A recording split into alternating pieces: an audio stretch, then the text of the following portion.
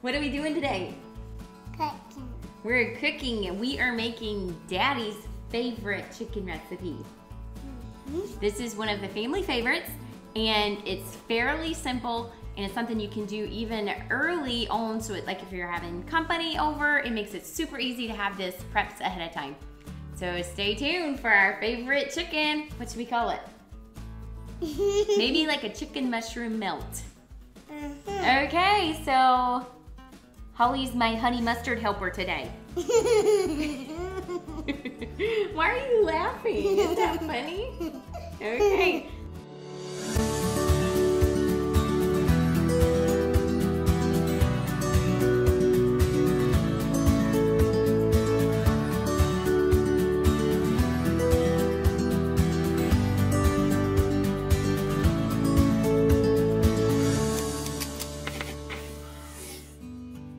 Okay, so this is a simple honey mustard recipe, but it's one of my favorites. I've tweaked it just a little bit and you can do the same for your own preferences. But I start with mayo. I prefer Duke's. And I'm just gonna do like 1.5 cups of mayonnaise. So Holly, are you gonna add this in my bowl? Yeah. Okay, so let me fill it up. That's it. Almost. It's mayonnaise? This is mayonnaise. Okay, you're gonna dump it in. You ready? Yeah. Falls out. Isn't that pretty cool? So we need 1 more 1/2 cup. One. So we have a whole. Are you gonna do this one? Go. Dump it out. Dump it out. Done. Okay. Now our next ingredient is going to be mustard, and I prefer the Grey Poupon. I feel like it just has a really strong flavor. I probably should have opened this first. But this is the Grey Poupon Dijon mustard, and it's just really strong, really bold, and it gives it a vibrant flavor. So I'm gonna do about 1/4 cup of this. See if we can squeeze it in there. Mommy, I wanna put it in. Yeah, you get to put this in. Are you ready? Yeah, I like Okay. putting it in. So scoop it out. That was a little tricky. I have to. There we go. Done. And then the next ingredient is honey. Honey. So it has just like Honey and Cheerios. That's like the honey and Cheerios. Yes, it's the same exact honey. Just has a sweetness, a little That's acidity in it. butterflies eat. Oh yeah, butterflies help pollinate. So we do 1/2 cup of honey. Can you hold this spoon? Yeah. Okay, let me fill it up. Are you always so happy? I like it. You're just such a happy little person, aren't you? Okay, so you're gonna hold up the honey. Ooh, delicious. That's Daddy's favorite kind of Yes, recipe. yes, it's his favorite kind of recipe. So we want to Daddy's gonna eat it after when we done. He's gonna love it. Now, I like to add just a touch of horseradish. Gives it just a little bit of zing. Now, this stuff is pretty strong, so you don't want to use too much. Maybe like, let's do maybe like a teaspoon, 1/2 teaspoon to a teaspoon. Okay, yes, can you do this? Yeah. Let's see, we might have to get a spoon. Mommy, I can do it by myself. Okay, you hold it. Okay, you hold it, and I'll scoop it out because it wants to stick in there. Okay, you can put that one in the sink. We're gonna do like 1/2 tablespoon, so 1.5 teaspoons of some sort of acidic, either lemon juice, vinegar. I like to use pickle juice. I'm gonna use just a little bit. Yeah, because we don't want to Okay. like dump the pickles out. So No, we don't want to make a pickle marinade. Okay, you can put that in the sink for me. Okay, so now she says we're gonna add the sprinkles. Can you add a sprinkle of salt? That's nice, a tiny bit more. Lovely, 1 more. Lovely, perfect. And then some pepper. Daddy likes pepper. Yes. Daddy, do you like pepper? I love it. Daddy, you like salt, don't you? Okay, huh? And then Mommy, I'm gonna add just a little onion powder. Hang on just a second. Let's Mommy, add can some I onion. get it? You can. It's a little tricky. So just sprinkles. That should be good. And then a tiny bit of garlic. I'm gonna do it. Mommy. Okay, just a sprinkle. It's kind of strong. Ding. There we go. That should be perfect. Mommy, So I now, can't see it. we're gonna stir it. Mommy, I'm gonna. Okay, so when you stir, you're gonna stir it in circles, okay? So why don't you use this spoon right here and do tiny circles. Keep the bottom of your spoon on the bowl in tiny circles. Oh, that's perfect. Are you gonna cook for your family when you get older? Yeah. You are? You're gonna be a good cook. Okay, so I think our sauce is done. So now I'm just gonna separate a little container. Mommy, I'm gonna. So can you hold my container for me? Yeah. And can I pour it? Yeah. And this is gonna be like for dipping sauce or for after it's grilled, then we're gonna add just a little more honey mustard to it. Are you ready? Hold it still. It's tricky. Tricky, tricky, tricky, tricky, tricky. That should be perfect. Okay.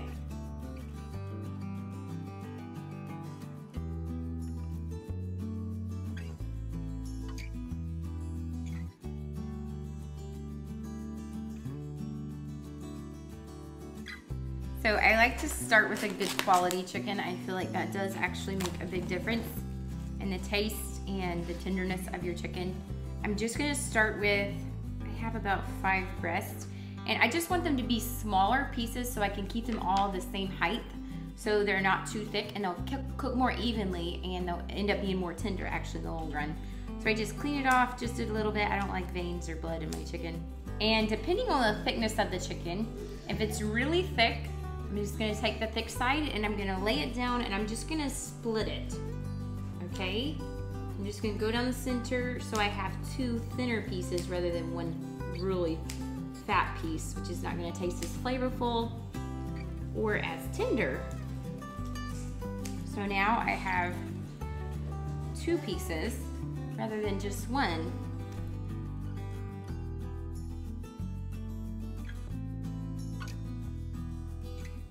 Okay, so I've cut up my chicken into thin slices, and we're not actually gonna be able to eat all of this, my family, so I'm gonna split it in half and save some for another recipe. But now I'm just going to put it in a Ziploc bag, and I'm going to tenderize it with a meat tenderizer here. And this will just ensure that it's all the exact same thickness, even though I've got it pretty close right now. So I just put it all in a little zippy bag. This ensures that it's mess-free. And I almost could fit it in there, but with the flat side, I'm just gonna make it about a 1/4 to a 1/2 inch thickness.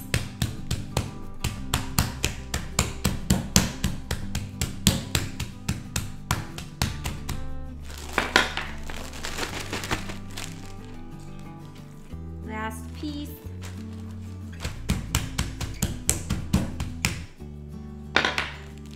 Okay, so now I have all my breast in here, and now I'm just gonna add my honey mustard sauce, which is very convenient that it's already in this bag here. I'm just not gonna use all of it actually, so I just use as much as I need. And then I'm going to zip my bag closed. Hang on, let me wash my hands. Just going to zip my bag closed and make sure that my honey mustard is marinating all of the pieces. So I'll squish it around a little bit. And you can let this marinate for 2 hours to overnight. Typically, I just do overnight and we have it the next day for dinner. It's just so flavorful. So then we're gonna grill it. So I do tend to flip it so it's evenly marinated. So I'll start here, leave it in the fridge, and then flip it in probably whatever half the time is.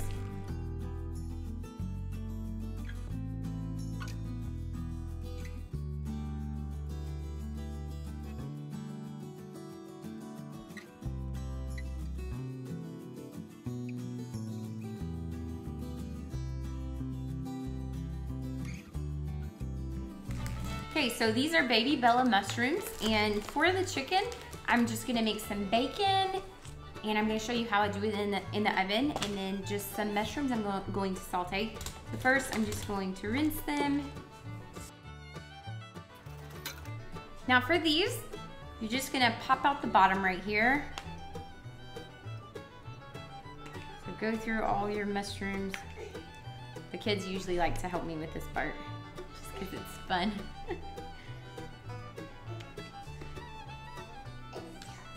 Hi, Finny. Hi, you reading a book? Yeah, you got a book? Yeah. Okay, now I'm just going to slice my mushrooms. By the way, if you love to cook, getting a good sharp knife is really key. So typically, if it's Christmas time or something, a special occasion, Chad has bought me a knife. And I have found that, I think it's called Wusthof knives. They are amazing. So I only have a few of them, but they are just wonderful. It makes everything so simple as far as cooking. And there's pretty much not a day that goes by that I don't use it, so. Dump these in here. So now I have my mushrooms, so I'm just gonna set them aside, which you could do this earlier if you like. Typically I put it like in a paper towel or something so they don't get soggy, and I just don't like that. So it keeps them dry. Next we'll move on to the bacon. So the next step is to cook the bacon, and I used to cook it on the oven and it always made such a ginormous mess. I did not like it. And so I think one day I just literally read the pack of bacon, and it says you can cook it in the oven. So that's when I started cooking it in the oven, and I've never cooked it on the eye again, I don't think. So I just lined my pan with some tin foil, or else it will actually stick to the pan. So now I'm just gonna take my bacon. I'm gonna turn my oven on 425. I think it says on the back to turn it on 400. But I typically like my bacon crispy, especially for this recipe. So I'm gonna preheat my oven to 425. And I'm just gonna wait till it's preheated to put my bacon in. And I'm gonna cook it, it says to cook it for like, I think 12 to 14 minutes. I typically cook mine for about 16 to 17 minutes. So some of that might depend on your oven too, so be aware of that. You just lay it out like so. And it will catch all of your grease, and you literally just ball up your tin foil and it's mess free. So it's amazing. Okay, now I'll stick my bacon in the oven as soon as it's preheated. Okay, so now I'm going to saute my mushrooms. I'm gonna turn my oven on about 5, and I'm gonna let my pan get hot. And then once it's hot, it takes about a minute, maybe 2 minutes to get hot. I'm gonna pour a little avocado oil in it, which you could do coconut. I typically don't do olive oil on the eye just because it doesn't have a high smoke point. So these do, and so it'll kind of help lock in your flavor and still be healthy for you. Okay, so now I'm just gonna add my avocado oil. I'm gonna just let it get hot as well.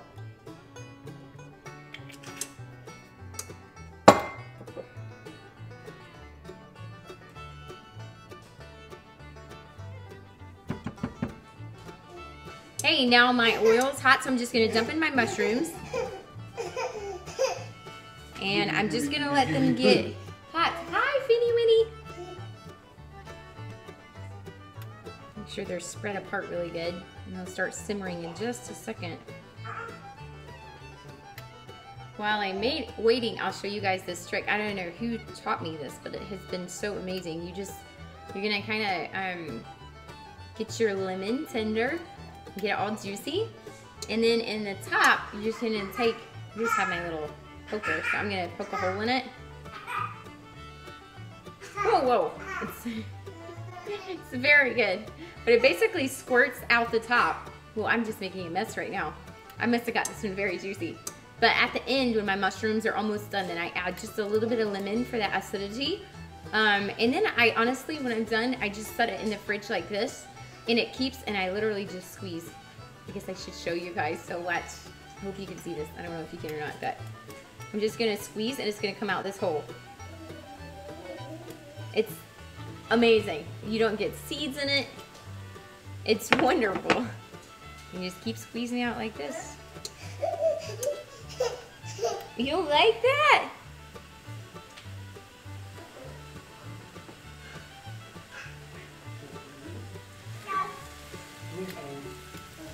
These will start to let off some juices and they'll start to turn lightly brown, and that's what I want them to do. And I'm not going to add any seasonings or anything. I'll add butter as well, but it'll kind of give that flavor at the end. But first you want them to kind of brown up and get really tender and soft.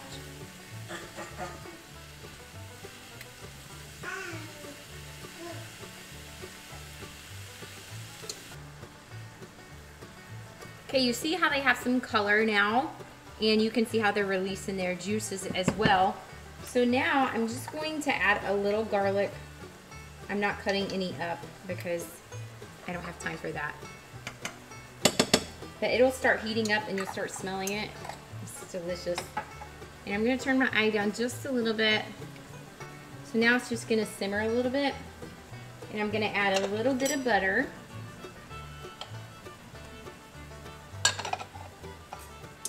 A little bit of salt.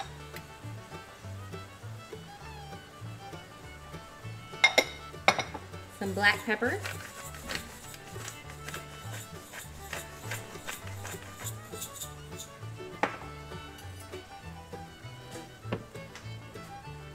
They smell so delicious.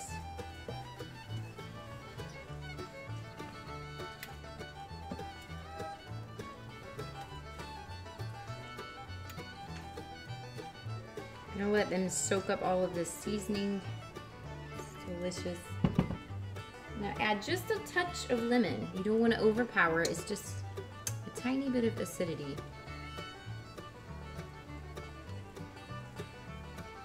Now let these sit here for just a little bit and they will be good to go. And they are delicious, trust me.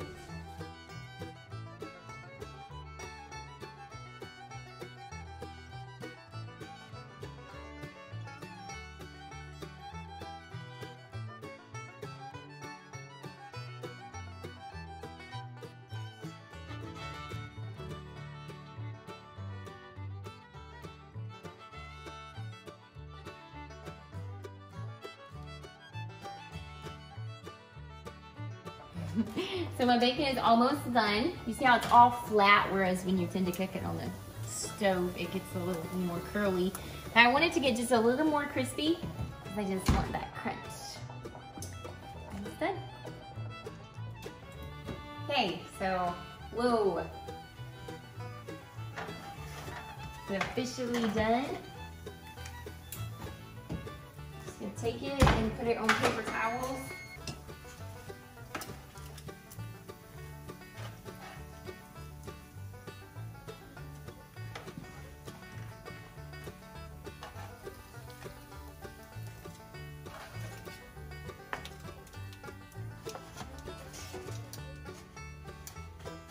Okay, now I'm just gonna cut my bacon. You could probably even just crumble it, honestly. But this just ensures that every single piece of your chicken is gonna have bacon on it, rather than just laying it out in strips.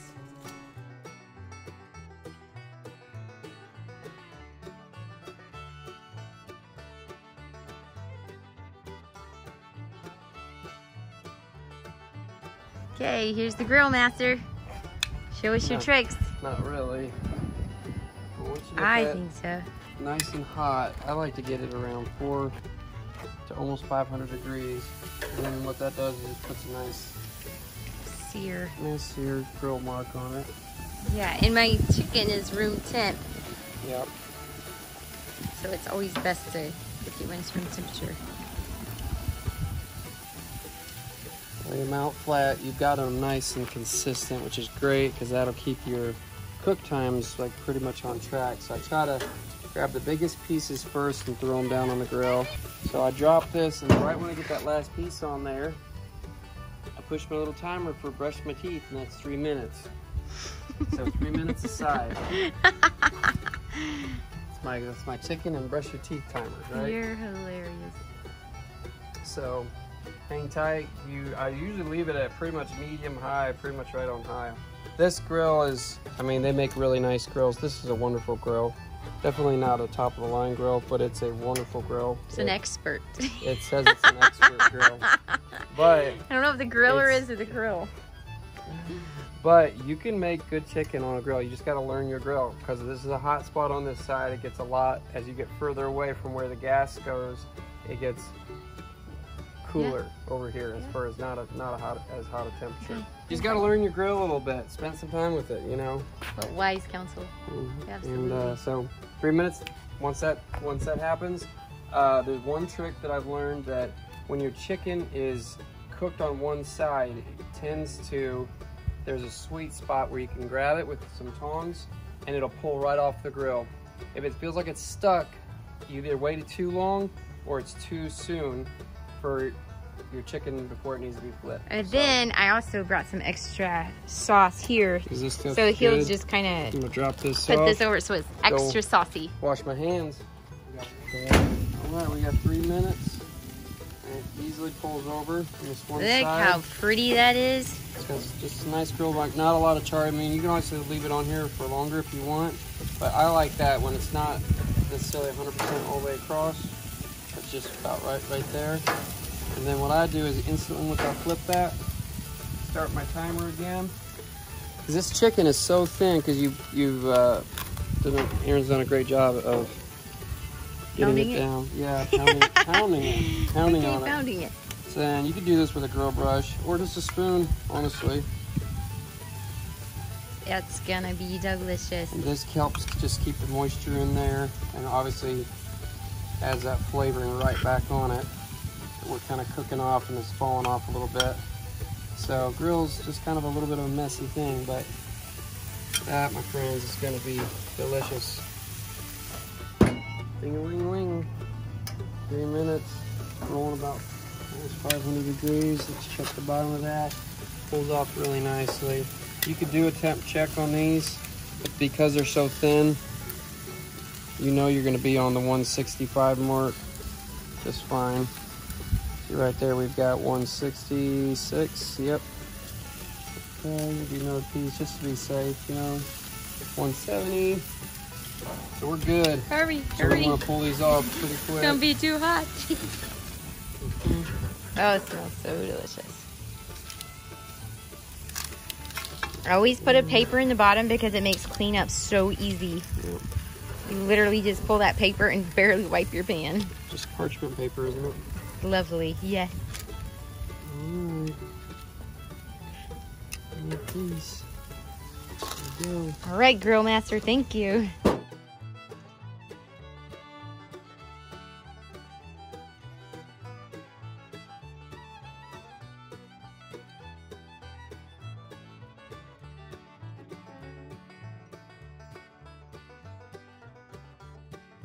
So now I'm just gonna add my toppings. So I have my sauteed mushrooms that I'll add first.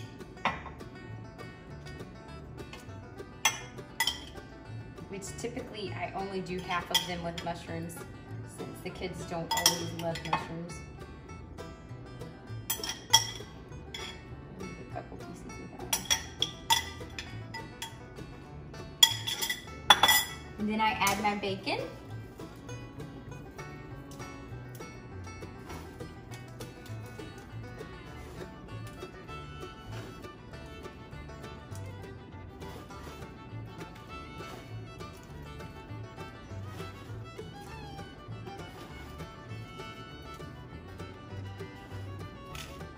And then lastly, I'll just add some cheese. And then you're always gonna want your meat to rest for about 5 to 10 minutes. And then it basically locks in all of the juices and the moisture, because if you cut it right when it was done, it would tend to be dry and your juice would just come out. So that's why we're gonna let it rest. I'll cover it up right here. And we will be ready to set the table.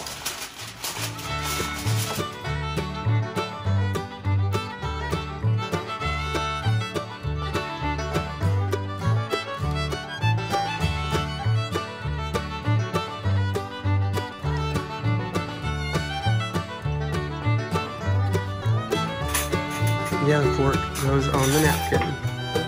There you go, Brooke. Fold it over one more time. And it goes on the right side, and then the fork goes on it. That's great. Now that might be a big fork for Mom and Dad. Everybody pitch in. Find your spot at the table and set it. Once you're done setting it. Carson, you're gonna finish setting it? Okay, Mommy and Daddy at the end.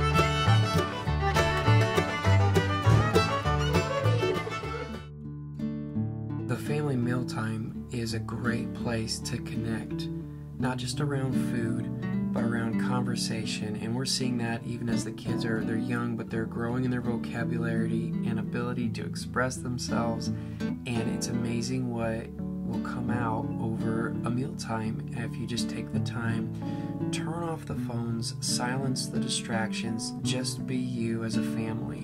And we're trying to take advantage of every opportunity that we can. I think there was a study back in 2010 that was published by the Columbia University, and they found that teens who had 5 to 7 family dinners per week were twice as likely to receive a higher grade in school and 3 times likelier to say that they have an excellent relationship with their parents. I think this attests to the fact that spending time with your children, focusing in on just the family unit and encouraging those relationships will produce a more harmonious environment. And I think it's a work in progress for us, but I hope that this challenges you to get around a family table and encourage the people that are sitting right next to you.